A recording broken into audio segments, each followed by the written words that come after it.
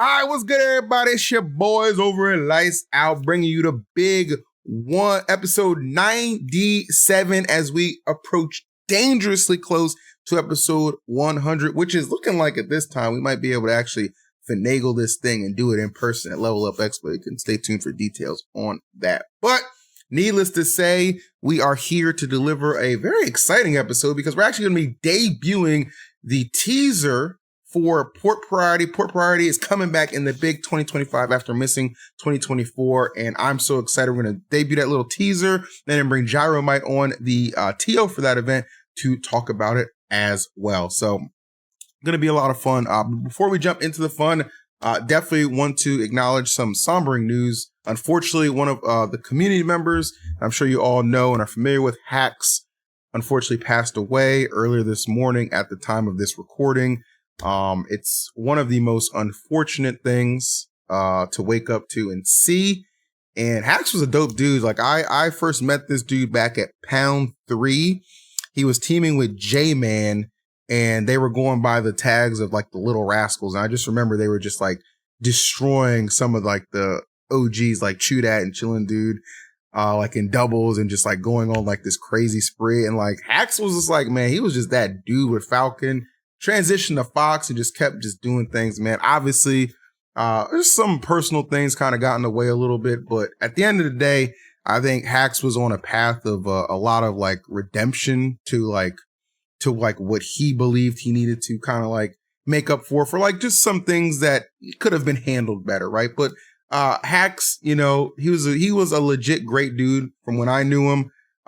Even like up to like a couple of months, I actually spoke to him not too long ago on Discord.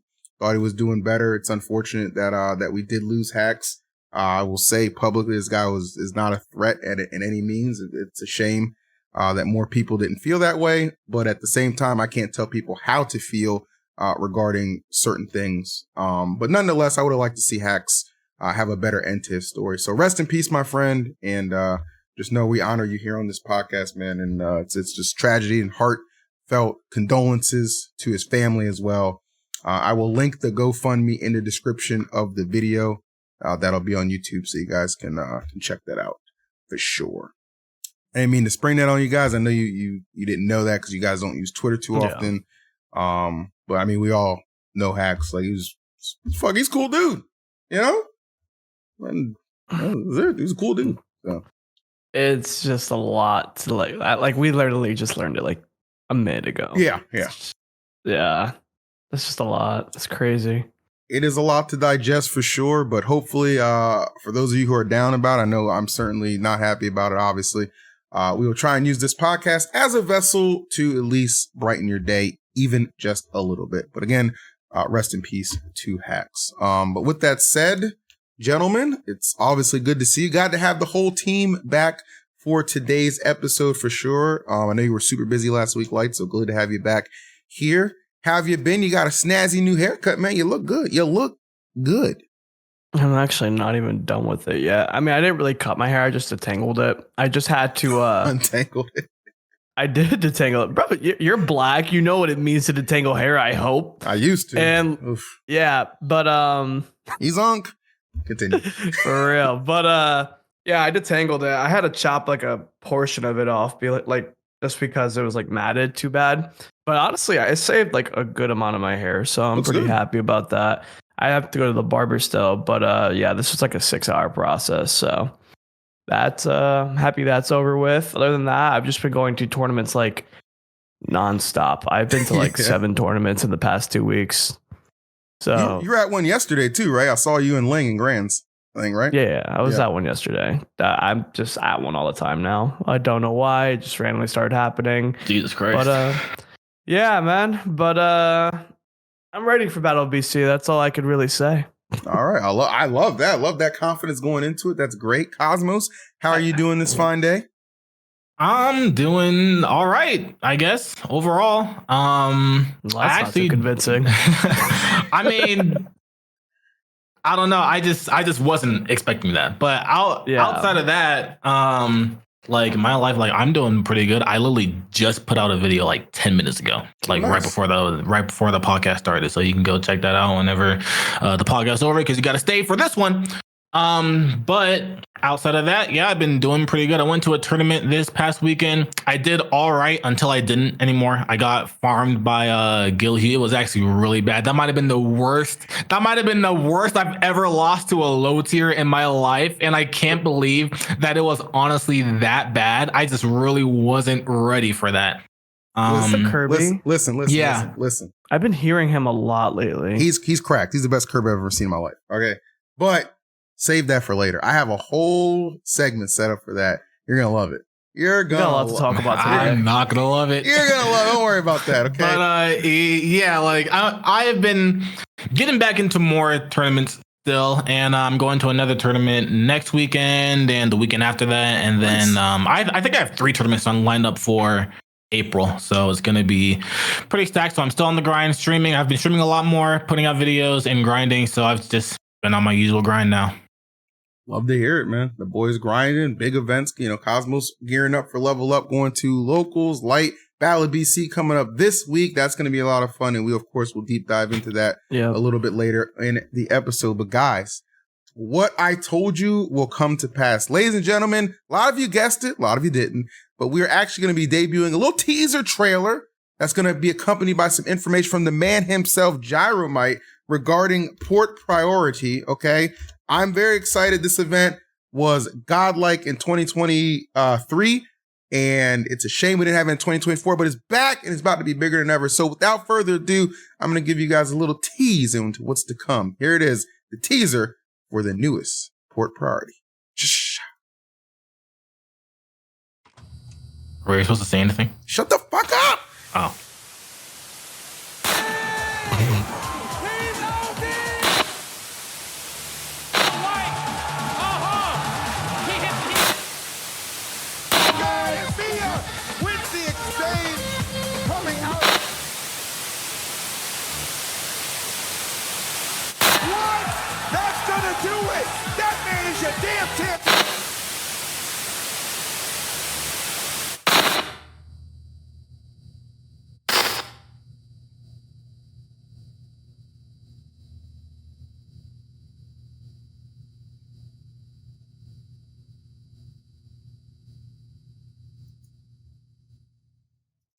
Who is next? Indeed, baby. Port Priority is back in the big 2025, November 8th through the 9th. And it couldn't happen without the man right there who just joined the podcast, my man Scott, aka Gyromite. Buddy, what's going on? How's it going, guys? Good to be here. It is good. How's it going, man? Boom. Good. You know, I guess you showed the trailer already because you mentioned the date. Yes. But, you know, I took the last year off to just kind of relax, explore some new things, travel the world. Now I'm back. I'm ready to go. I'm ready to bring you guys a bigger event than we've ever had before. I am raring to go and get ready for this event. It's great. You know, Scott, I got to be honest with you. 2024 was noticeably empty without Port Priority. Like, there's just that November spot that I just look forward to so much because the event is just so godlike. So I know you took the year off. I know you've been planning this big. Is the venue location? Are we going back to Muckleshoot Casino? Are we heading back there? Are we going back for some friendly racism?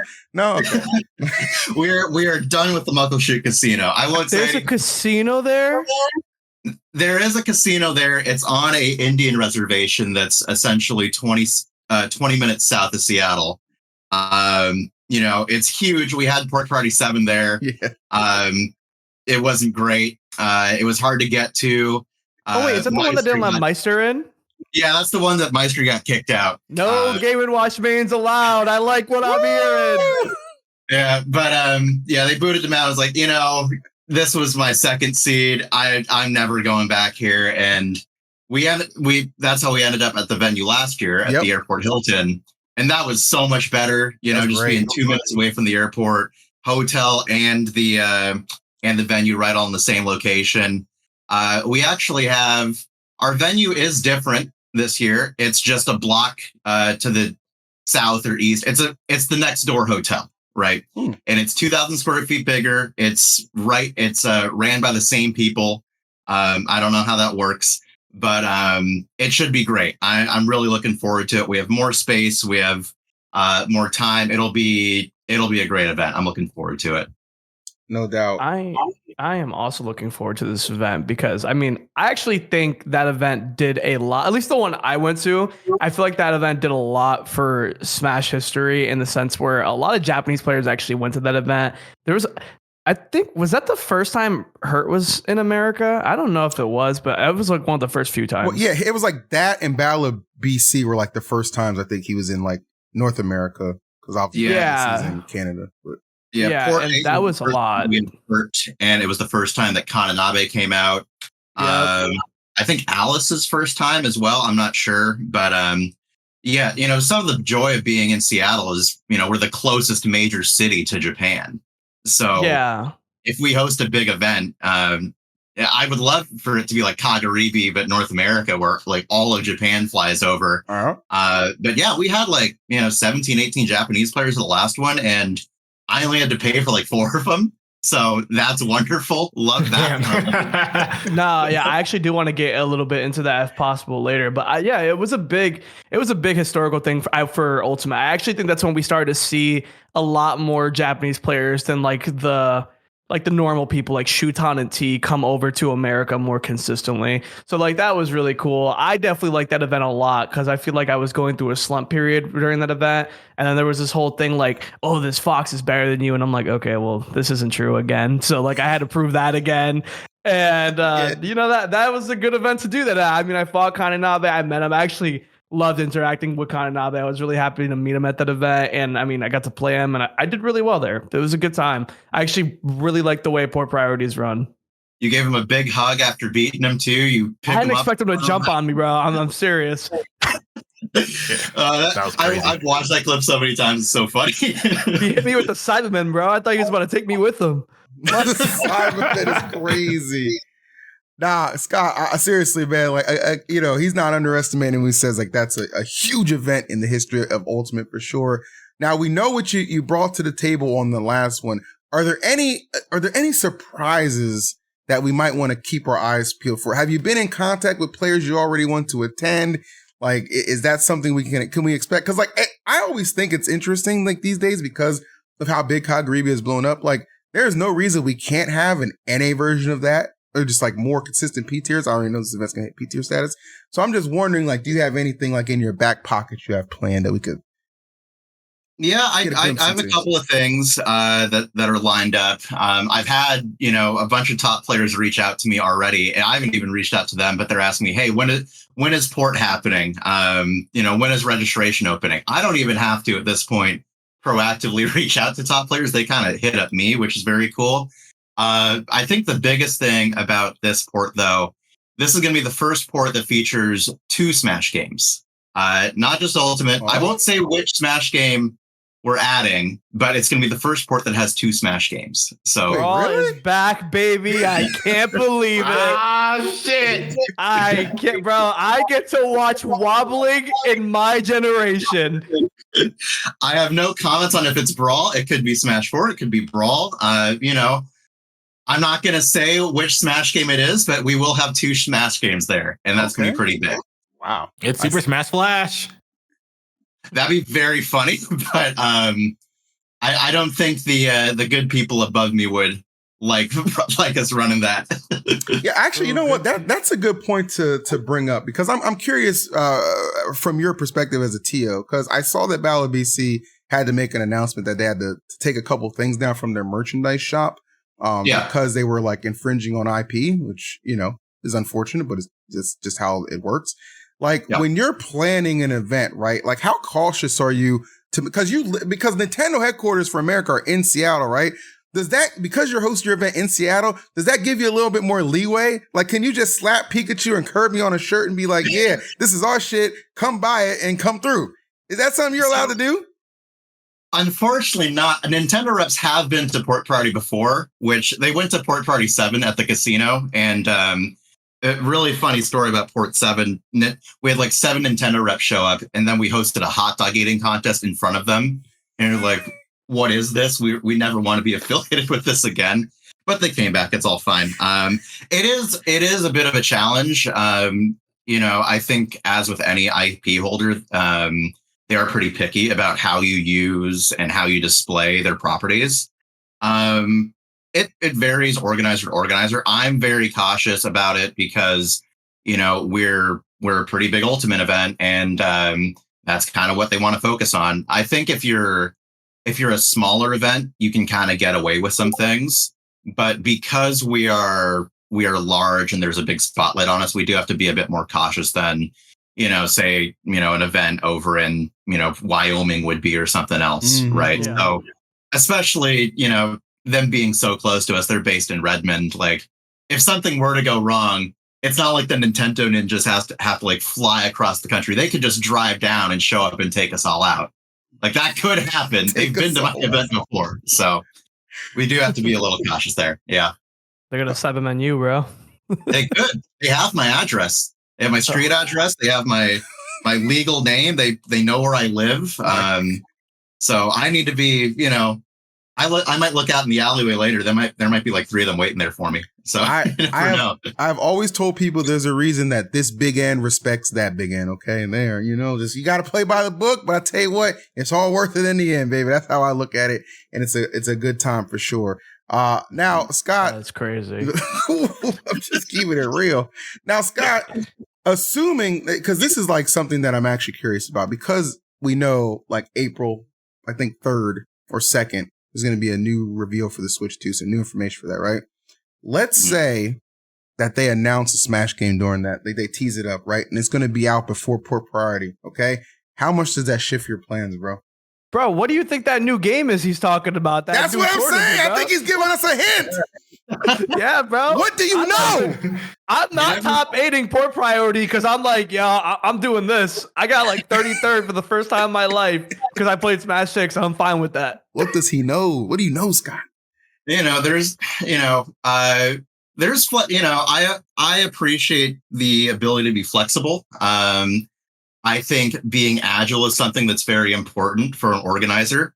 If a new game is to come out or if something happens, me as a TO, and, I speak for other organizers as well, we need to be able to pivot to whatever the people want most.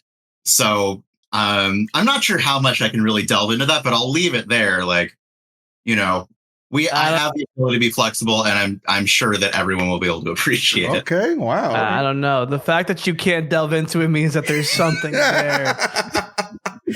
Hey, you know what? I think that's good. I got pressure too much. Nah, you're good, Scott. I ain't got pressure too much. Someone said he's a knower. He's a knower.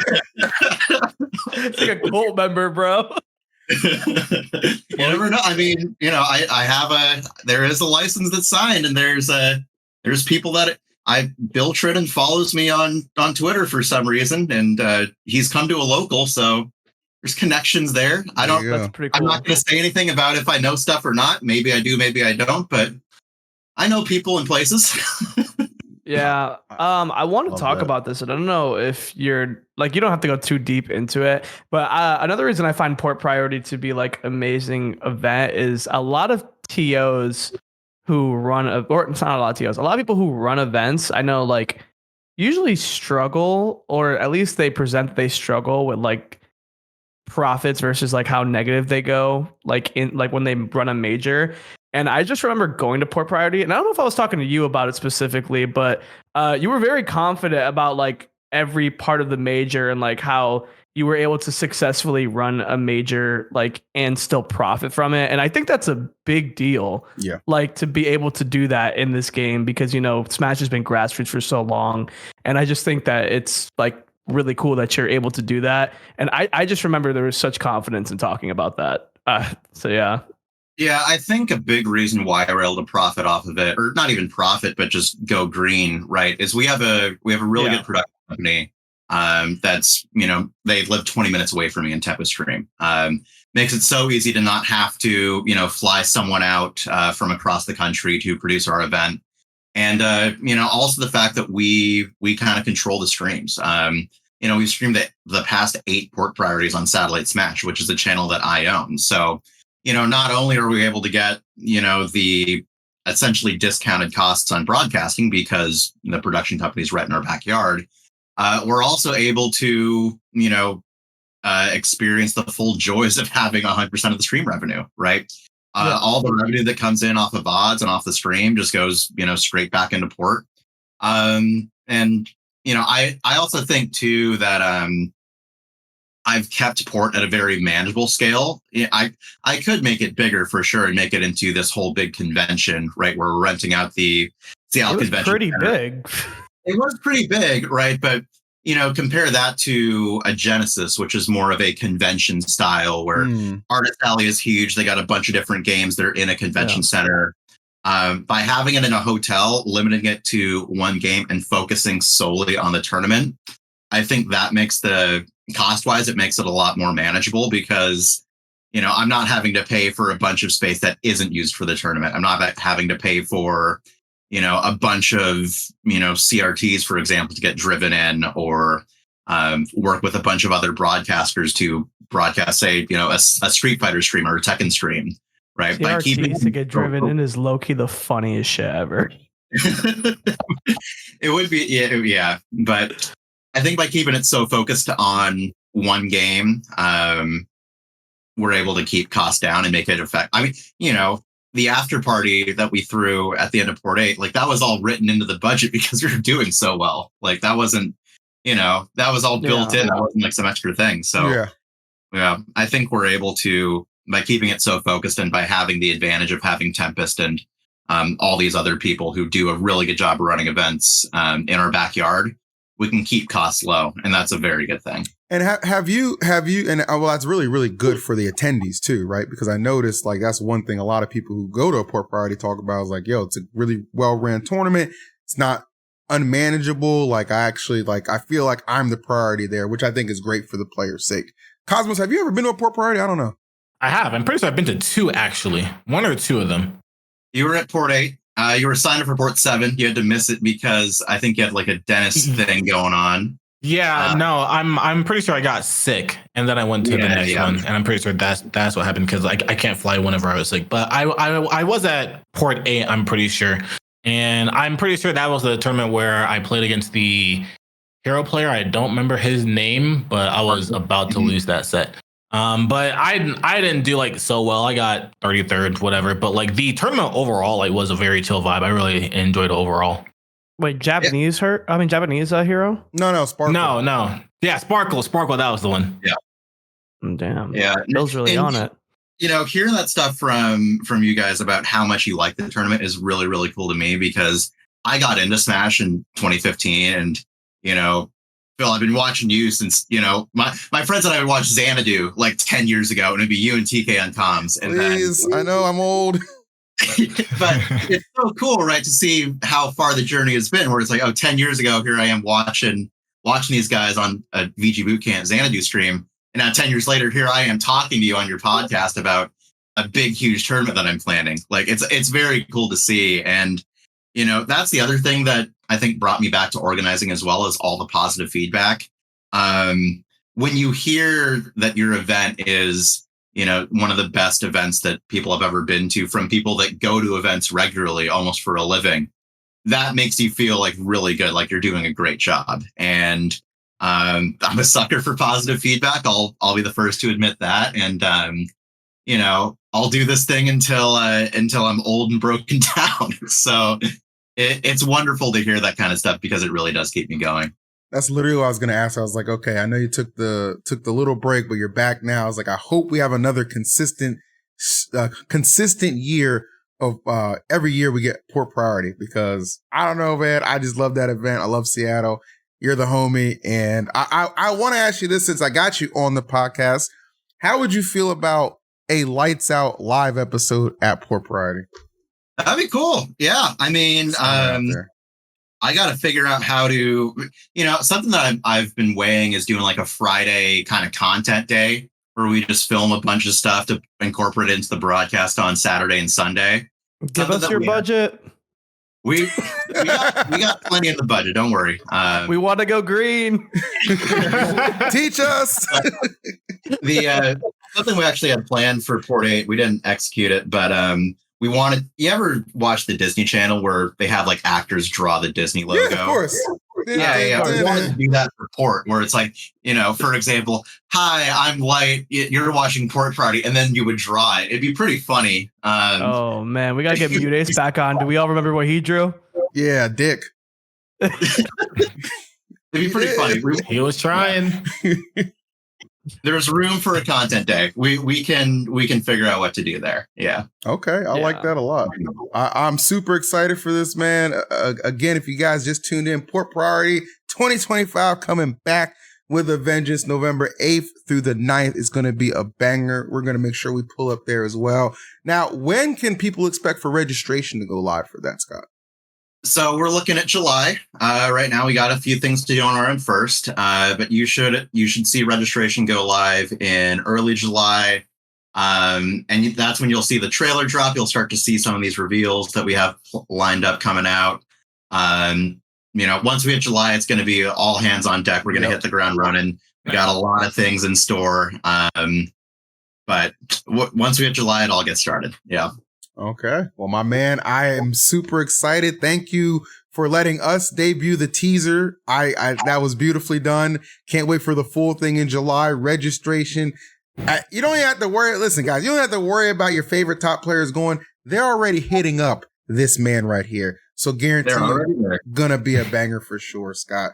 Appreciate it, man. Anything you want to say before we let you go? Let me say one thing here. Get in there.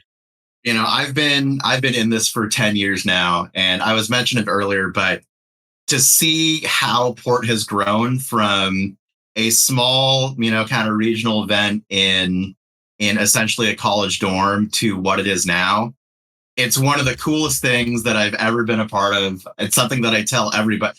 I would literally, last year I was going on, one of my resolutions last year was to go on more dates. And so I would go on a lot of dates, and I'd say like, yeah, I run some big like Smash tournament. And you're like, oh no, like definitely for me. But oh no. Like, oh God, he's a nerd. But some people find it cool. But it's one of the coolest things that I've ever been a part of. And to see how it's grown from when it started to where it is now is so cool. And I'm so excited to kind of get back to it and see, everyone together again and see, how much more we can grow. Right.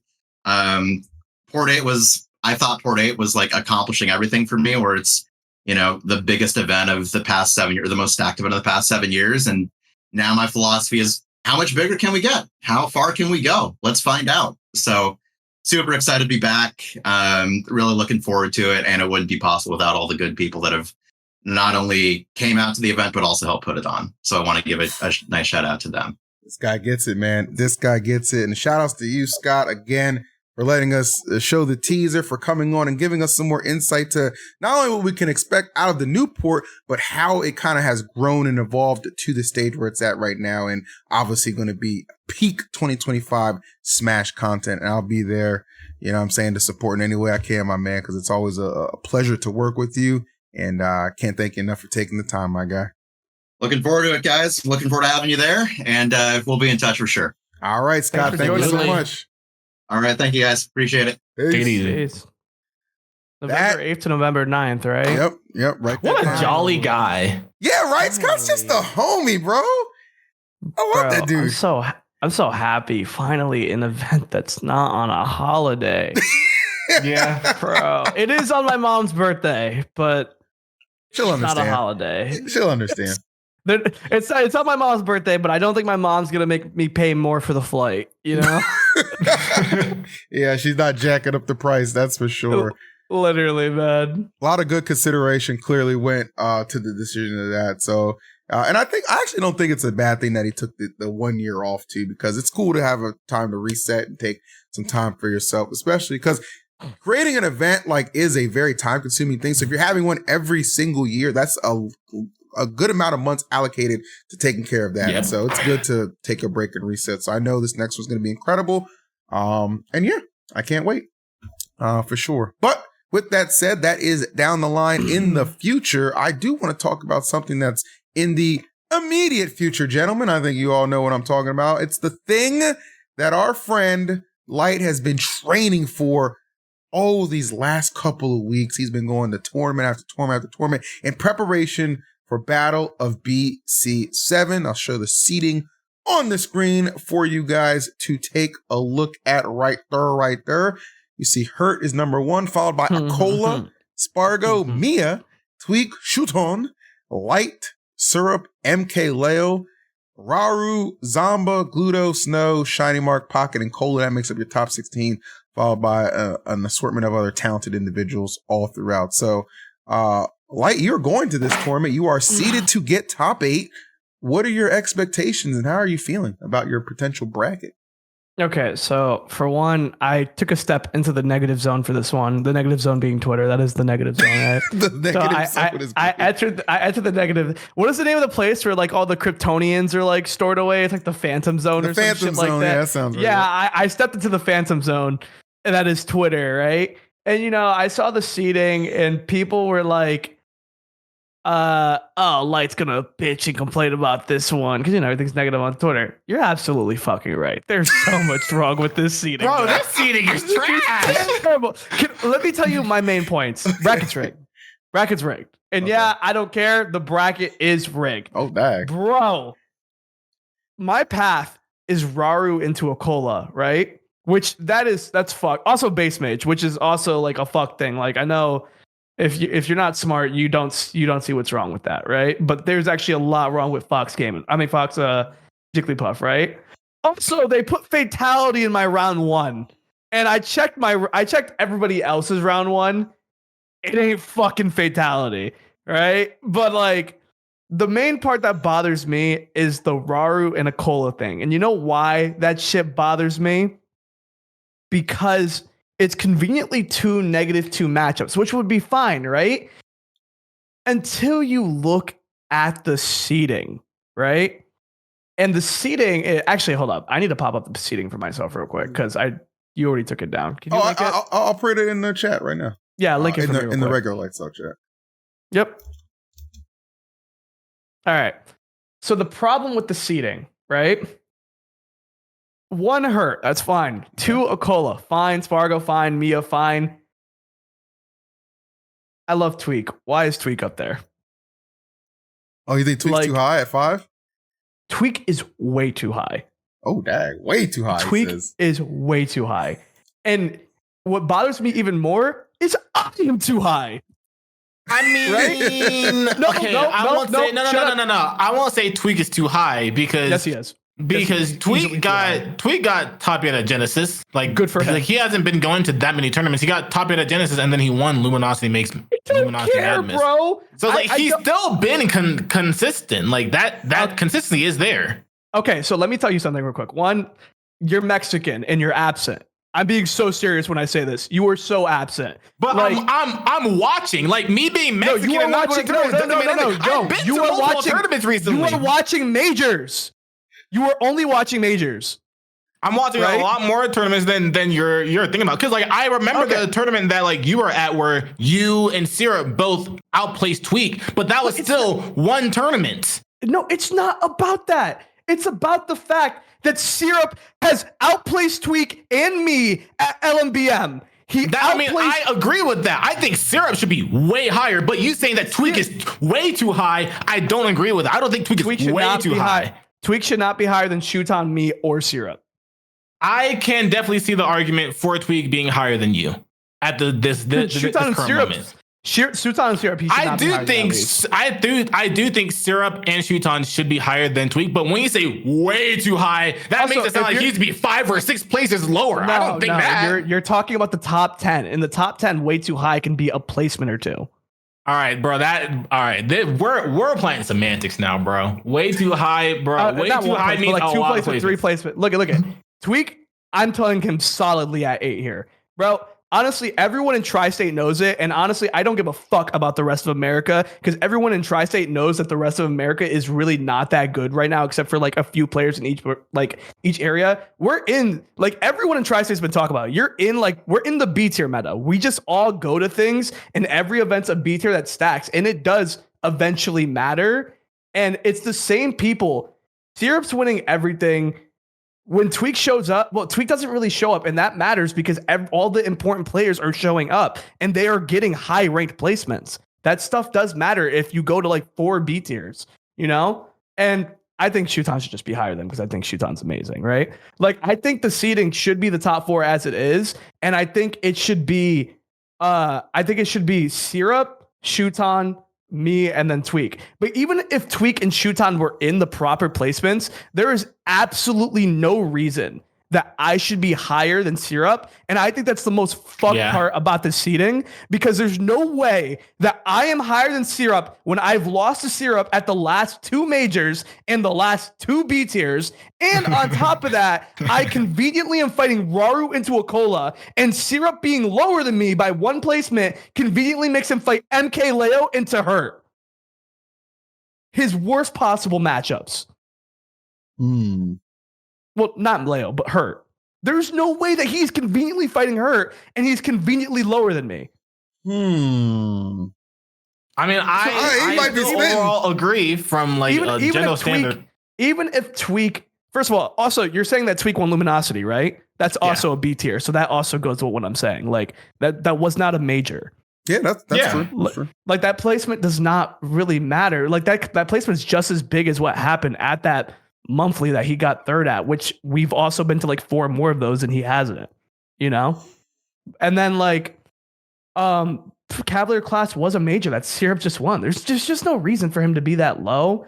And I think Tweek's only argument is to potentially be higher than me, but I still don't think he should be higher than me, because at the start of the season I was higher than him, and then I've had higher placements overall other than Genesis. So clearly one event has never been enough, especially when it wasn't the most recent event. And I just got 2nd at a major, you know? I mean, honestly, it kind of feels like the biggest reference for the seeding was Genesis. I agree with you. I do think the biggest reference for this event was Genesis. Okay. Technically, that was like the last super major.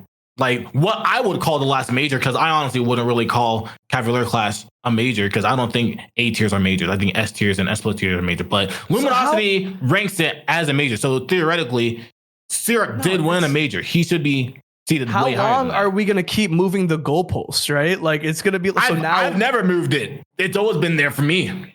Bro, but okay, that's great, but the majority of the world has always, but we're literally getting question marks in the chat. The majority of the world knows that A tiers have always been majors. We're not going to take away from Syrup just winning a major, being the best player in the world with Ness. Like, bro, like we're not taking that away. You know, I mean, I'm not taking it away. I'm just saying, like, there has always been that line. Like, that's a conversation that, like, a lot of top players do have. It's a conversation that I have with Void all the time. Like, what is the line of a major? Because a lot of players don't consider A tiers majors. A lot of players don't consider tournaments that people win actual like major wins. Like, that's something that actually is true. And I feel like that is kind of where I'm just like saying it from a perspective of how the seeding could have been considered, because obviously Genesis holds a lot more weight than Cavalier class on this seeding, and that's probably why. Okay, I'm not saying it's right or wrong. I'm just adding perspective. I'm not gonna lie to you though. I do completely disagree. I bet you if I were to go up to a majority of players and ask them if an A tier is a major, they're still going to consider it a major. I think they should. It is a major. I think it is. No, yeah, bro, everyone, and if they don't consider it a major, I know damn well how two-faced every top player is. The moment they win that A tier, it's a major. You want a major? Yeah. Yeah. No. So, bro, every top player admits it's a major. A top player that doesn't admit that an A or A plus tier is major is just they probably haven't won one yet. Like, I genuinely think that it is a major. He had to go through me. Top 5 player. He had to go to Spargo, top 5 player. He had to go to, I don't think he fought Gluttony, but Gluttony was in that bracket. There was a lot of stacked people in that bracket. It's not the most stacked bracket in the world. It's not a super major. If you want to move this, if you want to say an S tier is a super major goal post, he versus 3-0 Gluto. Yeah. Super S tier is a super major. Obviously, that is a bigger deal, but I feel like every time there's always something different. There's always something changing about what matters to a major. He won a very big event, and I think that matters, and it shouldn't be overshadowed, especially when you can't even say his seeding got worse from Genesis, because he didn't even go to Genesis. And we've seen people like Sonics who like didn't go to a lot of events. And since he didn't go to a lot of events, but the ones he went to, he did really well. He got 5th in the world. Right. So like clearly not going to events is not the hugest it's not the hugest penalty in the world, right?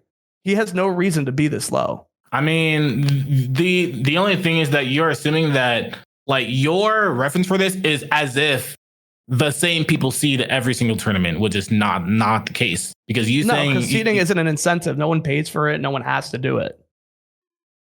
Yeah, but like saying that typically people don't like get penalized for not going to tournaments on the like tournament seedings. Obviously, these people are just people that don't seed the same tournaments. Like the people that seeded this tournament, I don't know for sure, but from what it looks like, the people that seeded this tournament probably didn't seed like Genesis or sure. Something. Not yet. And it just honestly, that's just how it is. Like every single tournament that you have, there's a chance that you just get another person that seeds it that is biased in some specific way, or honestly doesn't have all the information of all of the tournaments, doesn't take all the information from all the tournaments. And it's just like, okay, well, what was the last big tournament that happened? All right, Genesis happened.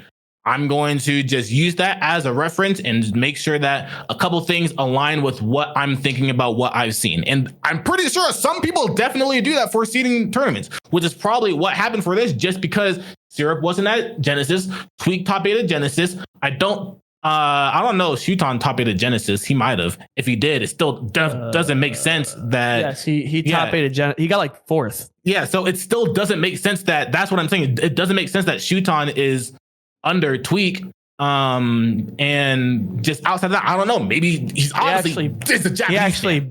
He actually beat Tweek at Genesis for. He did beat Tweek. You're actually right. Yeah. I think you're right about that. Okay. So, yeah. It's heavily. I'm not even gonna front. It's heavily Japanese favored. It's just clear that way. Even like the lower seeds are Japanese favored. Okay, well, I don't even think like my first impression when I see like the top 8 seedings is like I don't even think it's Japanese favored. Like I think the seeding in top 4 makes sense overall, right? Because like Spargo, like the top 4 is like in a position where like every event like affects them. Like they're that close to each other, right? So like that makes sense to me. That doesn't really like blow me out. The top 8 seedings, like 5 through 8 is what bothers me. I do generally think it should be Syrup, Shuton, and then if you want to make an argument between me and Tweek, you can, but I think it's me. But like Syrup and Shuton should definitely be like up there, you know? Do you think again, the most outrageous thing is me being conveniently a high one placement higher than Syrup, which I absolutely should not be, and it just conveniently makes us both fight our worst matchups in the entire bracket. Do you think that's like crazy? Do you think that's done by like the seeder just like not being as good of a seeder as they could be, or do you think like that's done on like the TO's orders, like, oh, this will be more entertaining and spicy? Like how does obviously incorrect seeding pass the wellness check? So me and Charles were talking about this because I was actually on the phone with, I think it was 2 nights ago. I was on the phone with Charles for like an hour and a half, 2 hours, like at like 6 a.m. Like enough. Yeah. But one of the things that we were talking about was seeding, and we were talking about seeding about BC. It's just seeding's important to us, but seeding's not important because no one gets paid to do it. Like no one is like, we don't all join together to make sure seeding is like done properly. It's not the biggest priority because no one is like, again, no one's just getting paid to do it. So it's not going to be taken that seriously. It's not going to be the most accurate information like they might have, just like that Genesis, like Cosmo said. That's why we always like look at Genesis and we're always like, we always look at seeding and we're like, oh, recency bias is so big, but it's usually recency bias to like the biggest event, I don't think people put as much effort into seeding as good, but at the same time, you can't really blame them because no one is getting paid. Okay. Well, I guess it is what it is on that front. Yeah. I don't know. I don't know if it's too late in the game to change or adjust anything. I don't know if people are sending feedback in because I never know if these seedings like when at the point that they are finalized for good. So maybe something could get adjusted after this discussion. But if that's your path, I wish you luck.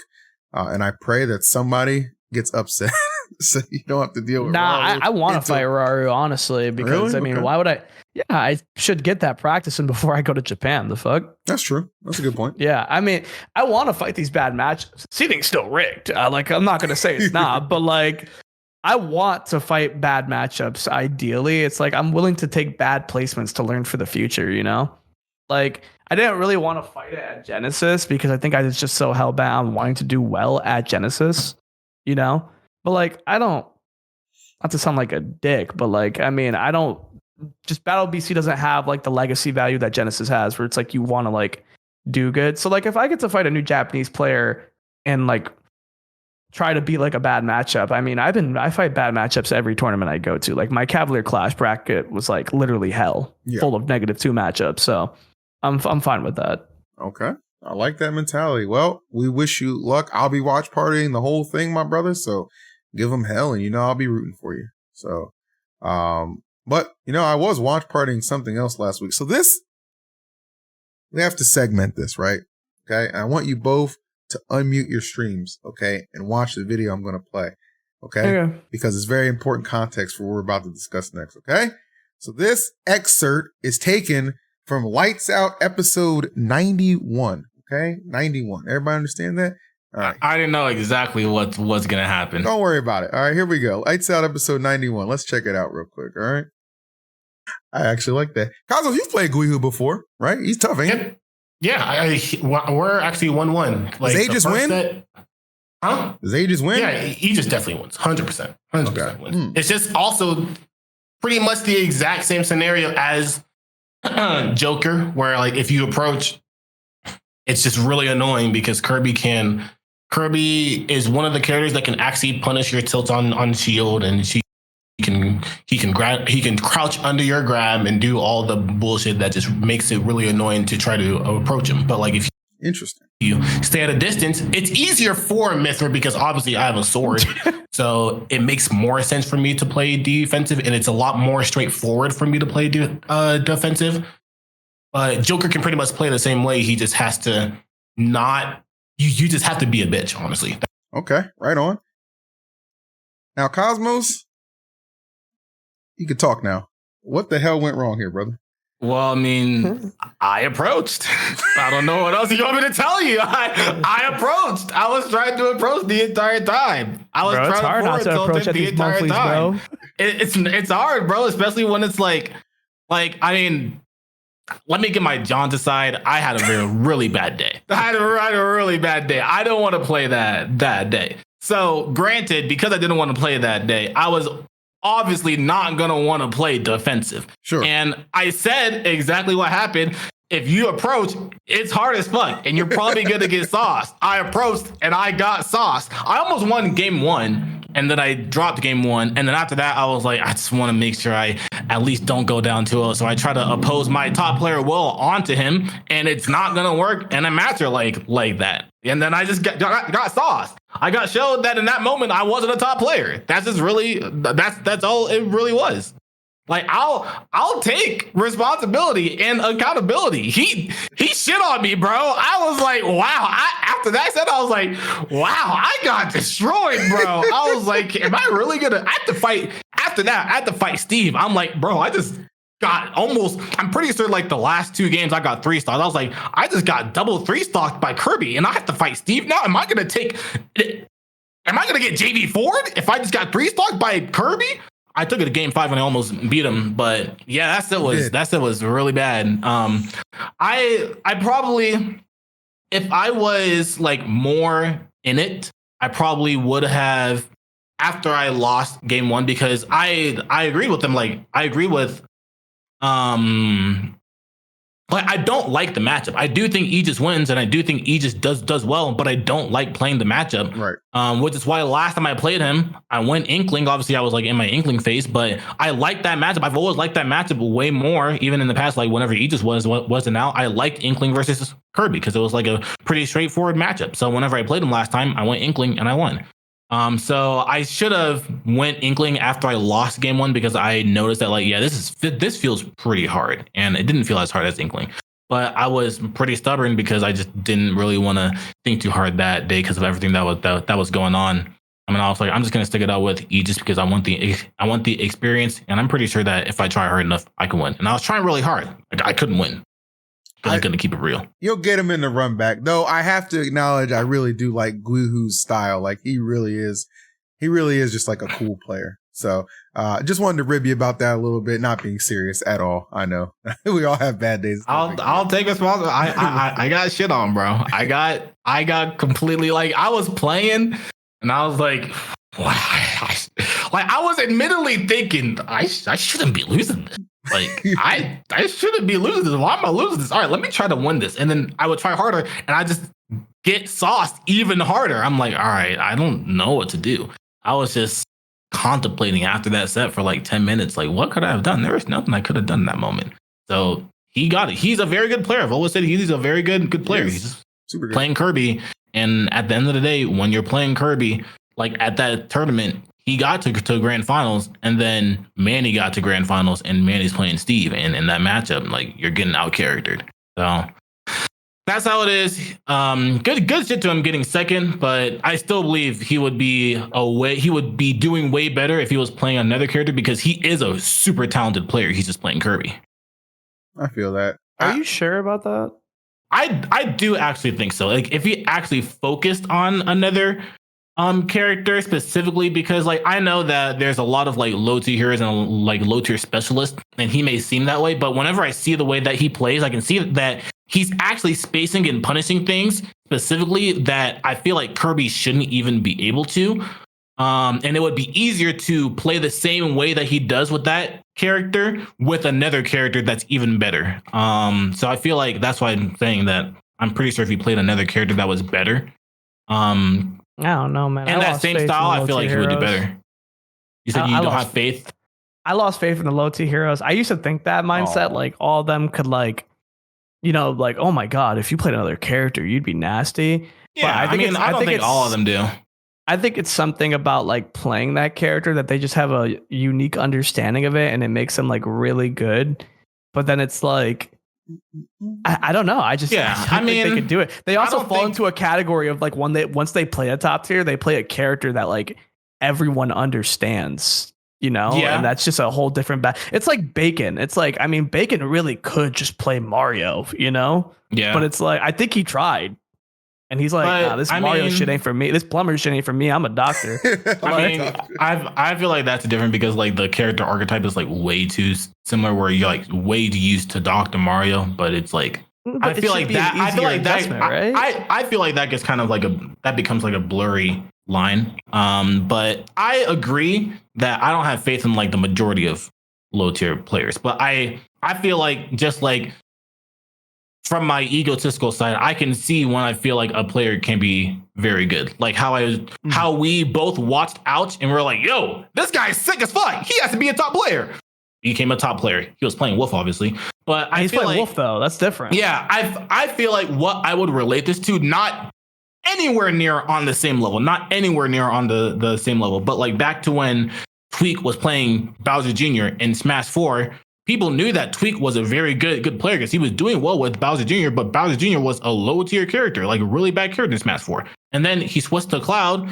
Immediately, like 2 or 3 weeks into Cloud, started doing much better because he focused on Cloud and he wanted to be better with Cloud. I'm not saying like he would be Tweek level because Tweek is like generational talent, but I think Gilhu is talented enough to where if he played a better character, he has enough understanding of Smash and how to play Smash and how to play against other people that he can transfer his knowledge from how he's playing with Kirby to other characters. All right. I think that is fair. I like the belief you have. And I actually feel that way about a couple of players who kind of play those low tier underdogs. Not all gimmicky. Sometimes it's just skill. And I think Guihu is a very skilled player. So very well said on maybe that. I'm just trying to make myself look better because I got sauced. I don't know. Yes. Not the immediate yes. And, I mean, I don't want to fight him. Let me finish. Fox Kirby is not the most fun matchup, bro. Like, imagine you're over here talking about having a sword and keeping away. Imagine having to fight Kirby. Like, that shit is not fun. But yeah, I mean, don't feel bad about it, bro. I be getting wobbled by Lucas. I don't at all. I don't feel I know you seen that shit, bro. I saw it, bro. That shit was. I was like, bro, I saw that shit, and I was actually upset that you weren't here the last episode. But I saw that shit, I saw how everybody was giving you shit for your top player tweet, and I was like, bro, even looking at it from like a not top player perspective, like how do you look at this shit? You're like, that shit was whack. That shit was whack as fuck, bro. The crazy part is, people look at that shit and don't understand that I fought him like 5 more times since. Bro, he's at my weekly. Yeah, Bubbs I fight him every week. And Bubbs, and I like Bubbs too. I think he's a chill dude, and I Bubbs think is a good player. Yeah, he seems like a really good player. He's just, Lucas just has some cheese on Fox. It is what it is. Well, it's not even just that. I genuinely believe that, like, I don't know who the best Lucas is, but if this game continues, they're not going to be the best Lucas for much longer. Like, I genuinely think, like, there is no person who has ever been good at the Zertech at the level that Bubbs is good at it. And it's set knockback. Like, that tech is fucked up on every character. Like, he's 0 to deafing me. Bro, I saw him fight Ling Ling. He did Zer, down throw, IDJ up air into fair. And that shit did like 70. And I was like, bro, like, this character is like, well, the character's not broken. Like, the character struggles with oppression. But, like, being able to find that shit is crazy. Like, I think he's very good. Like, I think Bubbs has a lot of talent, and I mean, he's a college kid, so I don't know how much effort he's actually going to put in. But like, if he keeps playing, I think like he can definitely make results if he decides to travel. Also, he's in Tri-State. Like, being in Tri-State, I genuinely think if he's not nervous at a major, he's actually going to be a little bit underwhelmed when he goes to a major, because he's gonna be used to like fighting a bunch of bullshit that he sees in New York and like 2 out of 3 sets. But like, he might go to SmashCon and like, oh, I have to fight a Lucina in a best of 5. This is great, like, true. All right, I got faith in him. I do too. There were a couple events over the past weekend. I'll do my usual shout outs to the event winners. Mia was in Australia, won over Jay Dizzle. That was actually a pretty good set. Hurt was in Texas, took it over Mute Ace in grand finals. People are wondering why Hurt's in Texas. I think he's in Texas because he's competing in Battle of BC this weekend. So I think he wanted to come early, adjust to the jet lag and the time, and just be like more on point, which I think is actually a brilliant strategy from Hurt. So kudos to him. I think Guy took a tournament over Syrup as well. Shout out to Guy. Yep. That's a big, Guy's very good. Good to see him get some recognition. You won tournament yourself there, Light. And then in Japan, Asimo won a super major. It didn't feature the big 3 in Japan with Hurt, Akola, and Mia being MIA from that event. But he took it over Raru. That I watched that whole tournament. Which he typically loses to. Yeah, who typically loses to. I watched that whole tournament. That top 8 definitely looked like it was going to be a little rough, but it ended up being like kind of top billing. That was a good ass top 8. If you didn't get a chance, go check out those VODs, man. Shouts to Asimo for taking it over Raru. That was real quick. Dope. Has Zomba been to a tournament recently? He got 5th at that tournament. That guy just won. Yeah. Oh, okay. He won last week. He won last week. Yeah, because he's been like on a tournament winning streak for like a while, and like he's been doing well. Like he got 3rd at Genesis or something, right? He got 3rd. No, yeah. Zomba's been like because me and Zomba communicate. Yeah, so we've been at like 3 of the same tournaments, and then he just went to his own, and I went to my own.